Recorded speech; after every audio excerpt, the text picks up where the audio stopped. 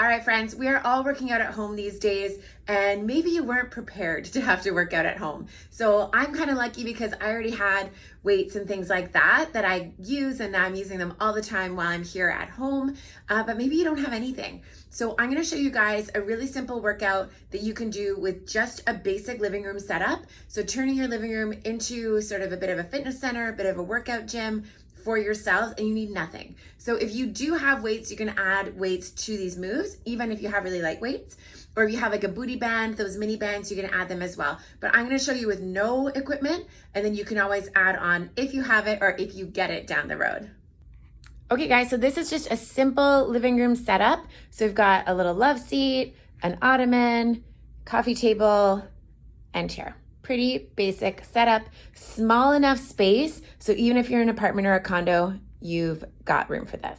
So this space is just a little sitting area I have in my basement. I've got my studio and my gym on one side. Gym, it's like very small on one side, and then I've got this area on this side. So this is just a small mock-up of something that everyone will have, and you'll have room to do this.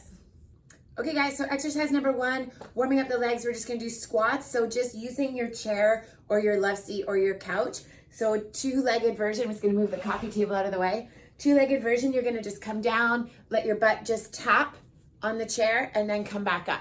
So that's sort of a basic version. Now, if you wanna get a little bit more intense, you're gonna take one leg, come down and up. Okay, so single leg squats. This is really good because you have that chair. So if you need to fully sit down, you can, but as you get stronger, you'll just sort of feel that on your glute and come back up. So that's number 1. Okay guys, exercise number 2, we are sticking with the lower body. You're gonna do a split squat. So you're gonna put one foot out in front, the other foot you're gonna balance just on your coffee table, keeping your torso nice and tight, and you're just gonna drop down and up, staying super tall. So we wanna make sure that we're pushing through this front leg, working the hamstrings and the glutes. So you're gonna do 12 to 15 on one side, 12 to 15 on the other side.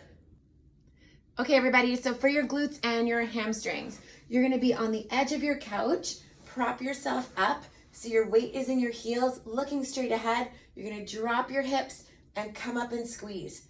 Drop, come up and squeeze. So if you had weight, you would position your weight right on your hips and use it as resistance. And if you had a mini band or a booty band, you would put it just above the knees and add extra tension that way. So that's a really awesome exercise for the glutes and the hamstrings.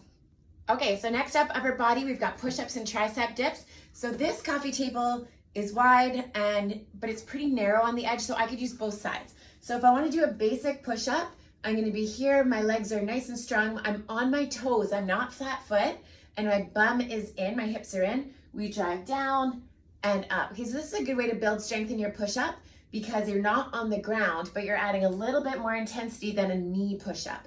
Okay, so I would do those. You can also do this for planks, and you can add some upper body and some core with some plank taps.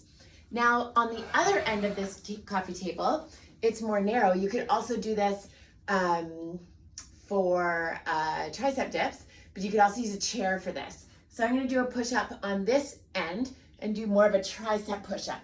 So keeping my elbows tracking back and super close to my sides. So that's gonna give me more of a tricep workout. So you've got push-ups, regular, and tricep push-ups here.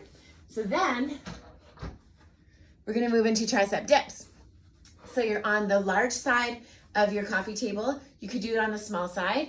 And you're gonna walk your legs out, and you're gonna position your hands right underneath the shoulders, drop down and up. Okay, so this is awesome for the backs of the arms. If you're more beginner, you keep your feet in, gives you a bit more assistance. And if you wanna get stronger, you walk your feet out. And then if you wanna get even stronger, lift a leg up as you go. Okay, so last one's for abs. You're just gonna be on the edge of your sofa or your chair. You're gonna lean back, you're gonna bring the knees in and out. So a bit of a V-sit with some abdominal work. If you can bring your hands up, even better. If you wanna go twist side to side, then that'll add some obliques in there. And that's gonna be a great ab workout, plus your planks on the coffee table. Okay, so that's it for your living room workout. So I would do each exercise for about 40 seconds on, 20 seconds of rest 3 times, then move on to the next exercise, or do all the exercises in a row and do that for 3 to 5 sets. Have a good time, you guys. There are no excuses. We can all get a good workout in at home, no matter what.